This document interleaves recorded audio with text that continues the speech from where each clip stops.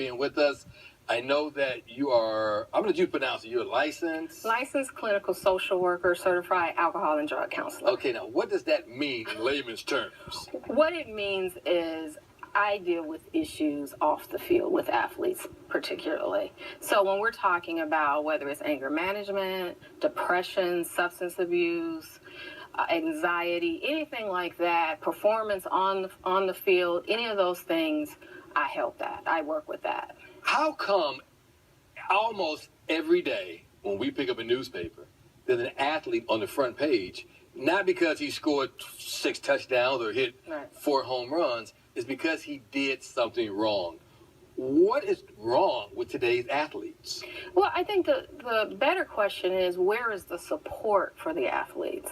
You know, it's great to hear about all the touchdowns, but it's more interesting to hear about something that went terribly wrong with athletes. Unfortunately, we like to see the train crash. We like to see disasters.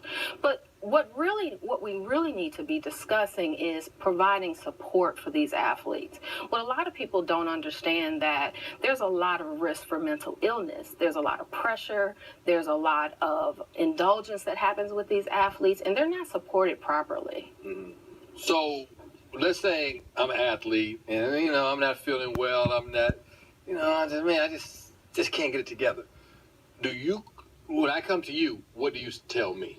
What I want to tell you is really to normalize what's going on with you. What we know is mental illness usually presents itself in the 20s. And when is that? Around college age. College age, yes. Right? So when you come in, we want to figure out first, what symptoms are you experiencing? That's the very first thing we want to understand.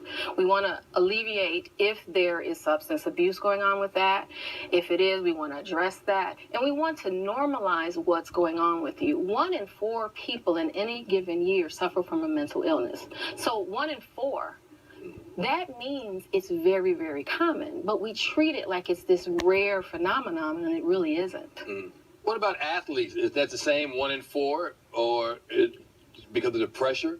Maybe some of them just can't deal with it? Well, it's a lot of factors. We do know, research does show that athletes have a higher risk for a lot of reasons. Pressure is one of them, for sure. Mm. So what can we do to alleviate the pressure from the athletes? What we want to do is break the stigma in the sports community. And that's one of the things my organization does, the 1 in 4 Project, is we want to talk openly about mental health, mental illness in the sports community, remove that stigma so people can feel like they can get help. Mm. If you feel like I have to just shake it off, I have to be tough, you ignore these symptoms. Coaches have to be educated. They have to be aware if something's going on. Who do I refer to? Who do I talk to? Because they're not qualified to deal with these things, but they do need to know how do they handle it if one of their players is having issues. And one thing coaches will do is they will say, come on, son, shake it off. Let's go. Get out there. Let's go. That is the culture of sports. But what we have to begin is to change that culture. I want to treat mental illness just like a physical illness. If you have a torn ACL, you get treatment. If you have depression, you need to get treatment. It's just that simple. We need to normalize mental health and mental illness.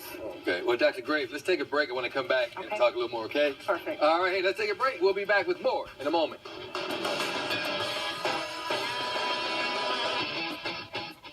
Welcome back to Sports Edition, one final segment with Dr. Natalie Graves. And Dr. Graves, a lot of people look at athletes as these big, strong guys. Nothing can touch them. But you think that they're vulnerable, that we just don't realize it. Why? Absolutely. One of the things that we really understand as it relates to the field of social work is vulnerable populations. And when we really look at athletes, some of the areas they come from, some of the issues that they deal with, they are definitely vulnerable to a lot of risk. And what do I mean by that? We're talking about substance abuse. We're talking about managing pressure. We're talking about the pressure of your coach, your team, your family, your own expectations. And we're talking, this is a 20-something-year-old kid whose brain is still developing. So there's a lot going on there. And so it's really has been my my passion and my mission to really provide the support to these athletes that really, really need it. But one thing that people may not realize, a professional athlete, you may be 20 years old and you may sign a big multi-million-dollar contract.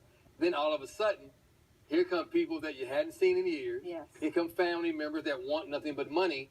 Is that a lot of pressure on a young man that is 19, 18, 20 years old? It's a ton of pressure, and what's disturbing is a lot of times they're not prepared for that. Mm-hmm. Go even further, after their careers, they're not prepared for their careers to end. And then there's an issue with identity, the loss of identity. And I do a lot of work around that. When the applause stops, when the fans stop cheering your name, who are you? What do you do? How do you see yourself? And there's a lot of gaps there. Right. What about parents? And I see it a lot, Yes. going to a bunch of high school games, that a lot of parents are putting so much pressure Yes. on their kids. You know, so-and-so just made $50 million. Get out there and play. Right. And I've written about this, the pressure that family put on the athlete. There's a study there that's out now that at the age of 15, athletes, young kids want to leave their sports because of the family. Mm-hmm. So put on top of that now that you've been playing for several years and the family has these expectations of you. And if you don't meet those expectations, I mean, we know there's a very small percent of athletes that are going to make it professionally. Right. So what does that mean when you don't make it? How does the family respond to that? Where's the support? Where are the coaches? Where's your teammates? They're not there. Right. So what happens to that individual? They're not prepared often. Right, because everybody loves you when you're on top of your game. Yes. But Yes. as soon as you come down a little bit, Right. they're not there. So what do you tell parents briefly? What do you tell parents? Boundaries. Allow them to find themselves. I often, when I meet with an athlete, I meet with the parents and I meet with the athletes, and then I meet with the athletes alone. And often the story is very different. But what I tell parents is they have to have boundaries. They cannot put their expectations on their kid. They have to allow them to find that maybe sports isn't for them. Maybe they like that for a while and now they want to change, and that's okay. Right. It's unfair to put that undue pressure because kids can't handle that oftentimes. Right, and people forget that they are kids. Yes. That's the key Yes. thing, is that we are kids. Anger management. You also Yes. deal with anger management. Yes. A lot of athletes, for some reason or another, have anger management problems. What do you do? Well, let's think about that. So when you're on the football field, it is praised to be aggressive. Right.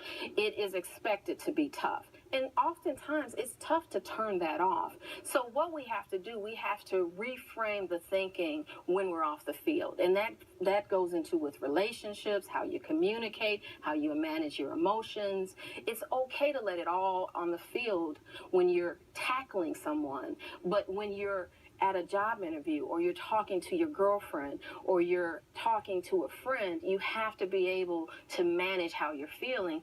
And when you are expected to just be so aggressive, it's hard to turn that off, but we have to learn how to do that.